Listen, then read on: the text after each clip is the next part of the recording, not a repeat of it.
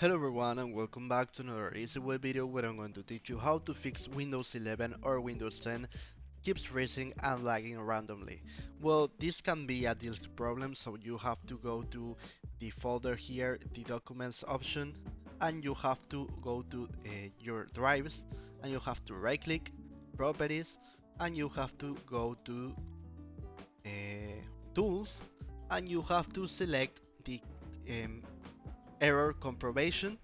You press this button and it will do a slightly fast comparison and it will fix any problem. And the next step is to write on the Windows key CMD and press run as an administrator. You press accept. So here you have to write the next line sfc slash scan now. So when you do this, you cannot shut down your computer.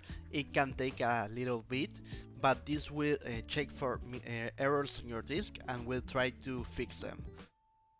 But if your disk is so damaged, you will have to change to another one. So if this video was useful for you, please comment, share, like, subscribe, press the bell in the subscription button, and see you in another easy way video. Goodbye.